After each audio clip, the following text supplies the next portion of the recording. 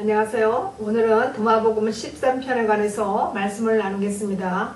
예수가 그의 제자들에게 말했다. 내가 누구와 같은지 비교하고 내게 말하라. 시몬 베드로가 그에게 말했다. 당신은 거룩한 천사와 같습니다. 마태가 그에게 말했다. 당신은 현인과 같습니다. 도마가 그에게 말했다. 선생님, 내 얼굴은 당신이 누구와 같은가를 전혀 파악할 수 없어서 나는 그것을 표현할 수가 없습니다. 예수가 말했다. 나는 너의 선생님이 아니다. 너는 마시고 있었기 때문이다. 너는 내게 속하고 내가 널리 퍼뜨린 넘치는 샘에 도취되어 있다. 그 다음에 그는 그를 잡아 그 옆에 끌어당겨 그에게 세 마디 말을 하였다. 도마가 그의 동료들에게 돌아왔을 때 그들은 그에게 물었다. 예수가 너에게 무엇라고 말했는가? 도마가 대답하였다. 만일 내가 너희에게 그가 내게 한 말들 중 한마디를 말한다면 너희는 돌들을 들어서 내게 던질 것이다. 그러면 불이 돌들로부터 나와서 너희를 태워버릴 것이다. 오늘 말씀은 좀 수수께끼 같기도 하고 내용상도 그렇고 그 정황도 그렇게 좀 미스테리하게 들리네요. 여기서 예수께서 제자들에게 다른 사람과 이렇게 비교를 하면은 Who would you say I'm like?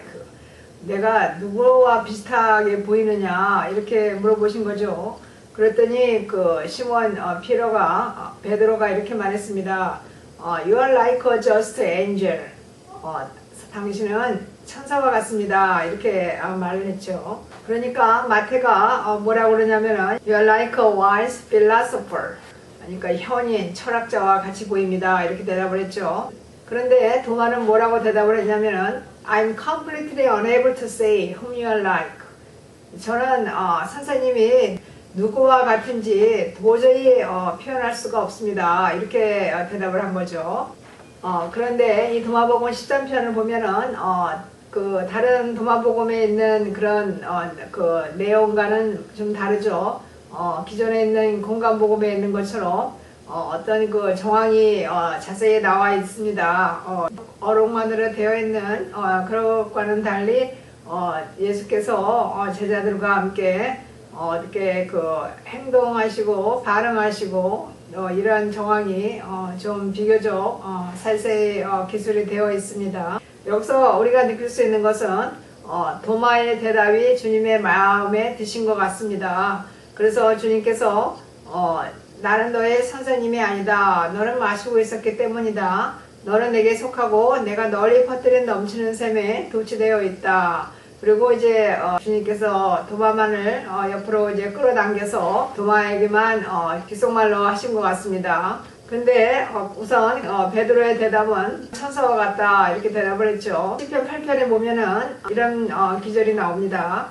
사람이 무엇이간데 주께서 저를 생각하시며 인자가 무엇이간데 주께서 저를 권고하시나이까. 저를 천사보다 조금 못하게 하시고 영어와 종기로 관을 씌우셨나이다. 하나님께서 만드신 그 사람이 a little lower than the angels. 그 하늘에 있는 천사들보다 약간 낫다는 말씀이죠. 하지만은 crowned him with glory and honor. 영광과 존귀로 관을 씌우셨다. 그러니까 우리가 육체적인 어떤 그 리밋을 갖고 있기 때문에 그 인간이라는 존재가 성육신되어 오신 주님도 마찬가지시죠. 그 육체적인 한계를 입고 오셨기 때문에 그런 면에서는 그런 영적인 존재인 천사보다는 좀 약간 낮을 수가 있는 거죠.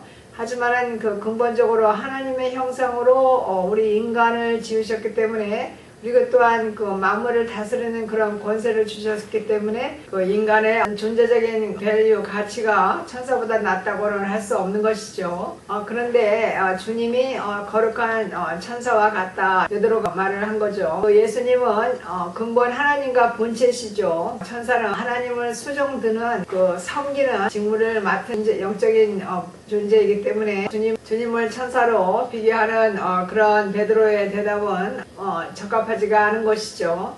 또 마태는 현인과 같다. 요사이 타종교인들이 그 예수에 관해서 강의를 하면서 예수가 무슨 소크라테스나 공자나 노자나 부처나 이렇게 비교하는 예가 많이 있죠. 그런 느낌도 얼핏 들죠. 근데 도마의 대답은 unable to describe whom you are like, 표현할 수가 없습니다. 이렇게 대답을 한 거죠.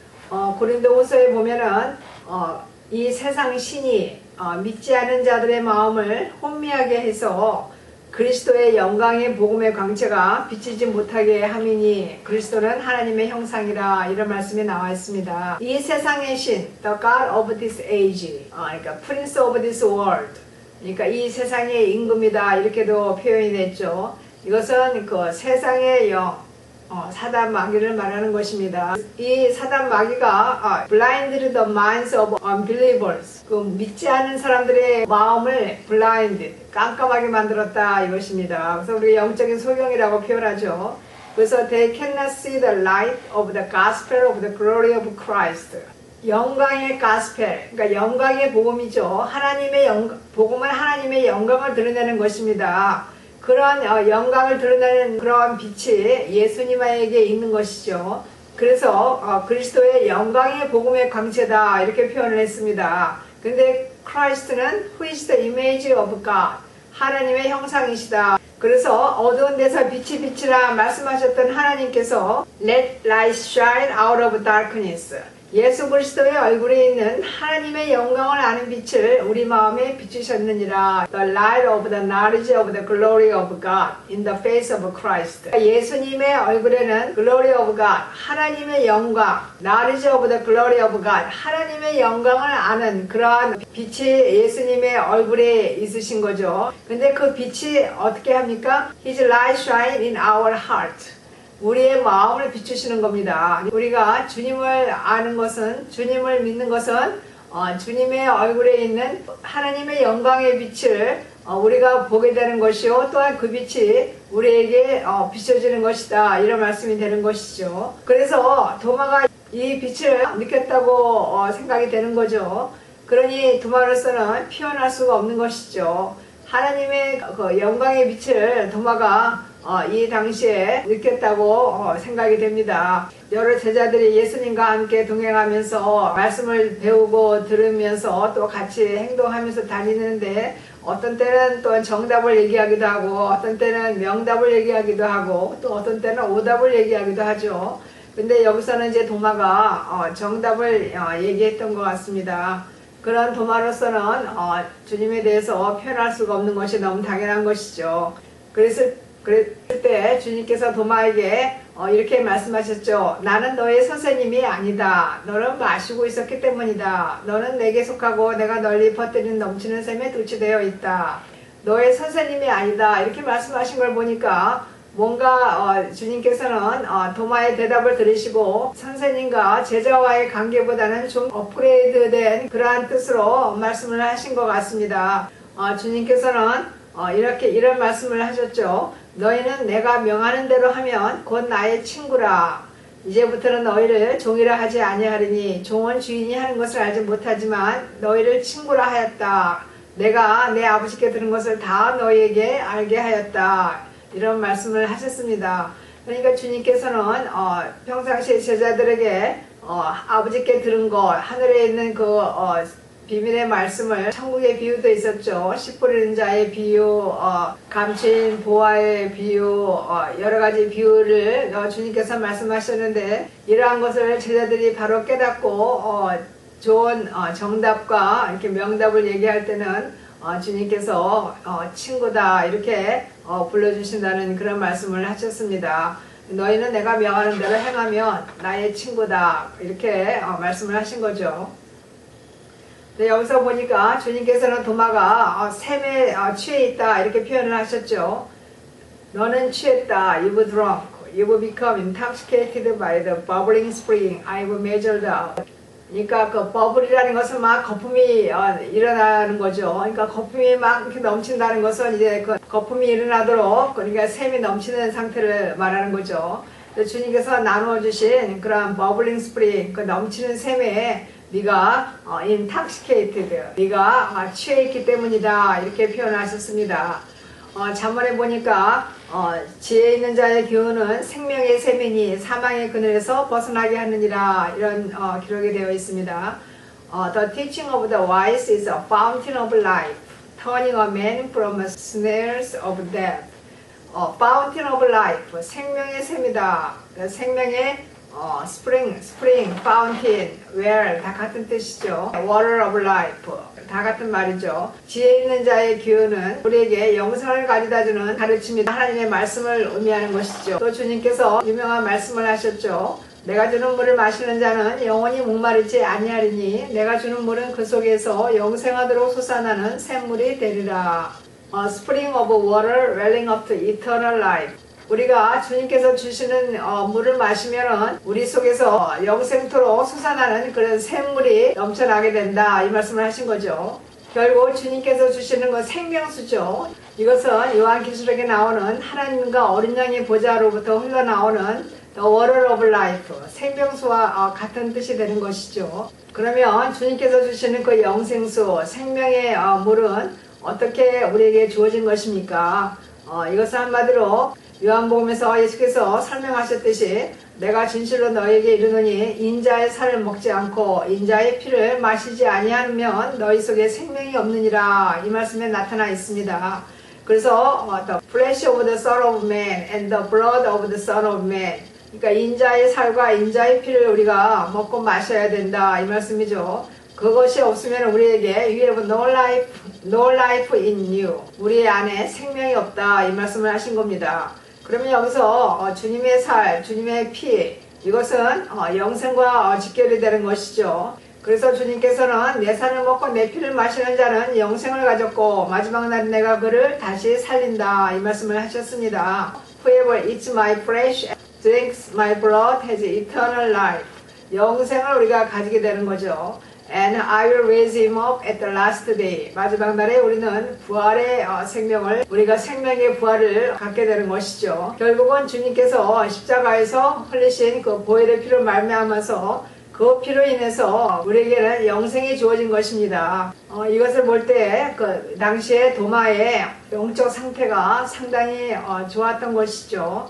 그래서 도마는 주님에게서 영생의 생명의 빛을 보았고 느꼈기 때문에 주님께서 도마의 마음의 중심을 간파하시고 감찰하심으로 인해서 이렇게 도마에게 말씀을 하신 거죠.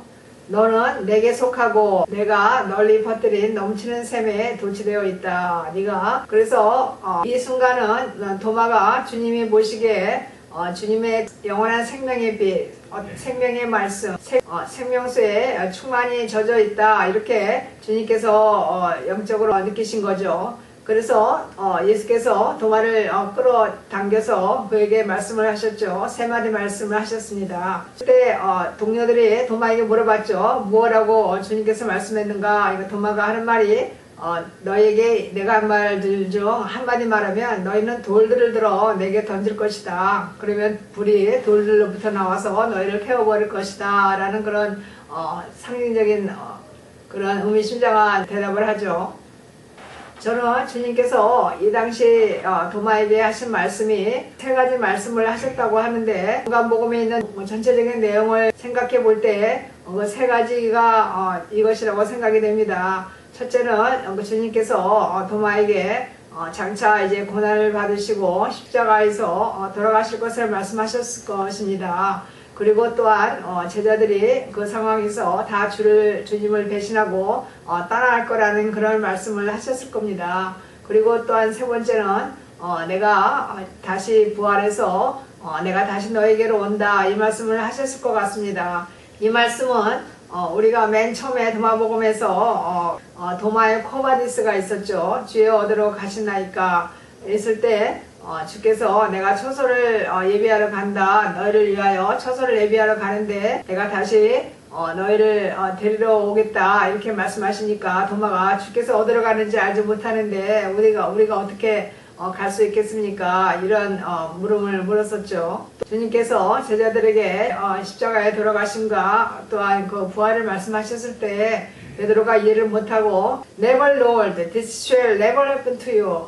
절대로 안 됩니다. 주님에게 이런 일이 절대로 일어날 수 없습니다. 이렇게 강하게 만류를 했었죠. 그랬을 때 주님께서 네가 하나님의 일은 생각하지 아니하고 사람의 일만 생각하는도다. 그러면서 사탄아 물러가라 이렇게 엄하게 책망하셨죠. 이런 여러 가지 정황을 볼 때 그리고 또한 주님께서 이제 그 최후의 만찬을 하실 때 이 중에서 나를 배반하는 자가 있다라는 말씀을 하셨을 때 제자들이 다 접니까 하고 물어봤던 그런 정황 여러 가지를 종합해서 볼 때 이에 관한 말씀을 하셨을 것 같습니다. 그래서 도마가 묻는 동료들에게 내가 만약에 들은 말 중 한마디를 말하면 너희는 돌들을 들어서 내게 던질 것이다. 그러면 불이 돌들로부터 나와서 너희를 태워버릴 것이다. 이렇게 말하게 된 거라고 생각이 됩니다. 돌들에서 불이 나온다, 태운다 이런 것은 너무 그 당연지사인 것을 이제 거부하는 데 대한 어떤 완곡한 표현이라고 할 수 있죠. 그래서 너무나 당연한 것을 이렇게 만류할 때 이런 표현이 나오는 것이죠. 이와 유사한 표현이 누가복음에 나오죠. 예수께서 이제 그 예루살렘을 향하여 가시는 그러한 장면이 있죠. 예수님께서 이제 고난 받으시기 전에 예루살렘 성으로 이제 입성하시는 그런 장면이 나오죠.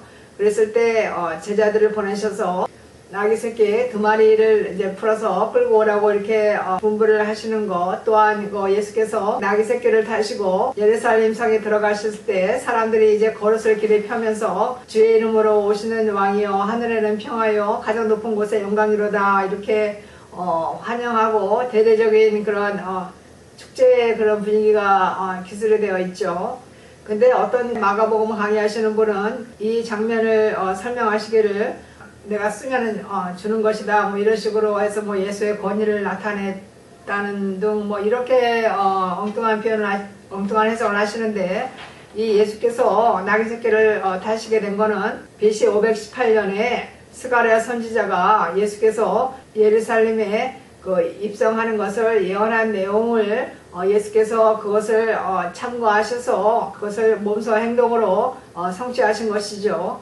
스가랴서에 보면은 시온에 따라 크게 기뻐할지어다 예루살렘에 따라 즐거이 부를지어다 보라 내 왕이 내게 임하시나니 그는 공의로우시며 구원을 베푸시며 겸손하여서 나귀를 타시나니 나귀의 작은 것 곧 나귀 새끼니라.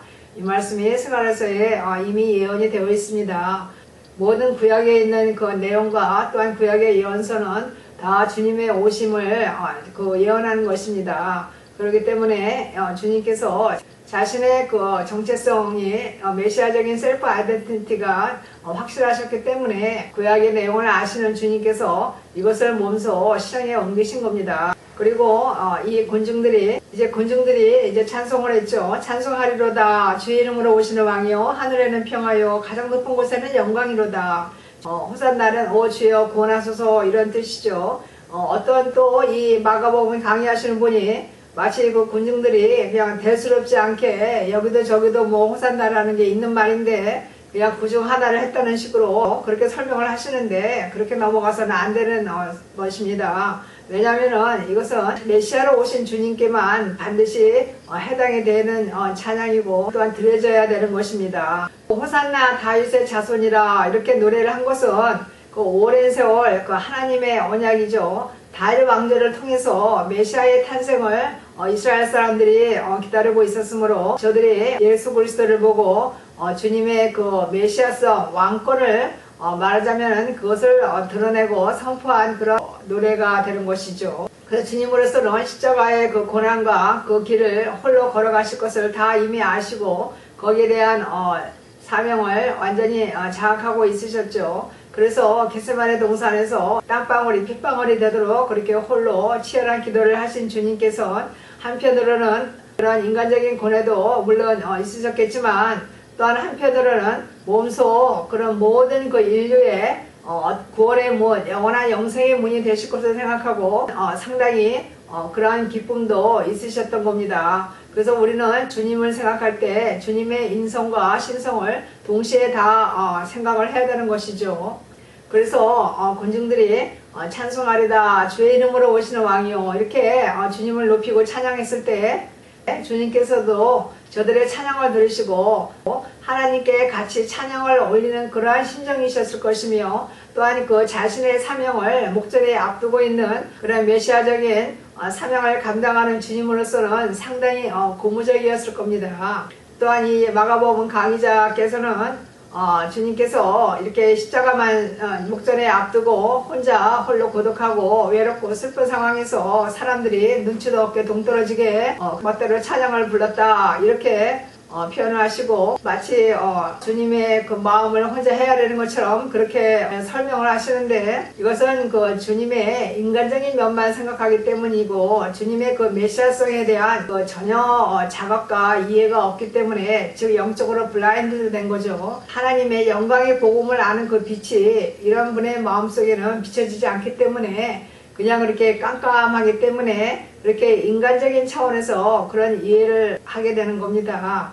그래서 주님의 메시아성과 사명을 이해한다면, 이러한 그 주님의 예루살렘 입성과 이렇게 또한 나귀 새끼를 타시고 또 저들이 길바닥에 옷을 깔고 그 왕권에 대한 그런 경배를 상징하는 것이죠. 그 메시아에 대한 찬양을 부르고 다윗의 자손인 그 주님의 메시아적인 왕권적인 통치에 대한 그러한 찬양으로 표현하고 한 것은, 주님께서 이제 메시아적인 사명을 완수하는 과정에 있어서 반드시 필요한 하나의 국면이 되는 것입니다. 이랬을 때 바리새인들은 그 군중들이 주님을 드높이고 찬양하는 것이 못마땅해서 주님께 책망하라고 요구를 했죠. 어떤 바리새인들이 당신의 제자들을 책망하소서 이렇게 요구한 겁니다. 그랬더니 주님께서 뭐라고 하셨습니까? 내가 너에게 말하노니 만일 이 사람들이 침묵하면 돌들이 소리 지른다. If they keep quiet, the stones will cry out. 이 사람들이 찬양하는 것은 당연한 것이다, 마땅히 해야 되는 것이거늘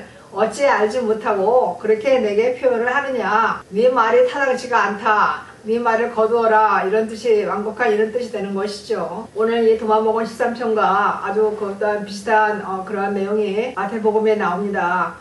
예수께서 빌립보 가이사랴 지방에 이르러 제자들에게 물어 이르시되 사람들이 인자를 누구라 하느냐. 이르되 더러는 세례 요한, 더러는 엘리야, 어떤 이는 예레미야나 선지자 중에 하나라 하나이다. 이르시되 너희는 나를 누구라 하느냐. 시몬 베드로가 대답하되 주는 그리스도요 살아계신 하나님의 아들이시니이다. 예수께서 대답하여 이르시되 바요나 시몬아, 내가 복이 있도다. 이를 내게 알게 하니는 혈육이 아니요 하늘에 계신 내 아버지시니라. 또 내가 네게 이르노니 너는 베드로라. 내가 이 반석 위에 내 교회를 세우리니 음부의 권세가 이기지 못하리라.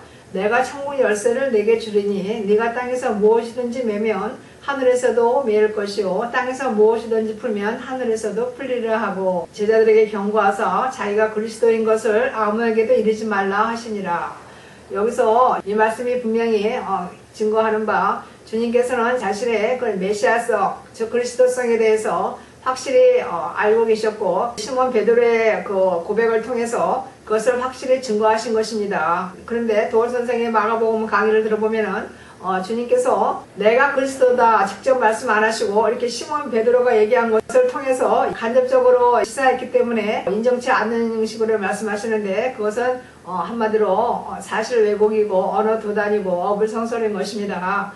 왜냐하면 주님께서는 누구보다도 우리 인간의 성정을 잘 아시는 분이시죠. 성경에 하나님께서는 우리를 창조하셨기 때문에 피조물인 우리 인간의 체질을 아시고 우리 인간의 성정을 아십니다. 그런 하나님과 근본 본체이신 예수 그리스도께서 우리 인간의 성정과 인간의 체질을 모르시겠습니까? 우리 인간의 근본적인 그런 심플 네이처, 우리 인간의 그 죄성을 너무나도 잘 아시는 주님이시기에 직접 내가 그리스도다, 내가 구세주다, 내가 메시아다, 이렇게 직접적으로 선포하실 아무런 그런 이유가 없었던 것입니다. 주님의 3년 동안의 제자들과의 그런 공생의 사역을 통해서 주님께서는 당신의 메시아성을 제자들과 함께 가깝게 지내심으로 인해서, 또한 그 성경에 나타난 그런 모든 기록이 증거하는 바 본증들에 대한 주님의 그 직접적인 사역을 통해서 충분히 증거하고도 남은 것입니다. 우리가 역사상에 누굴 보더라도 누가 한마디 했다고 해서 영원히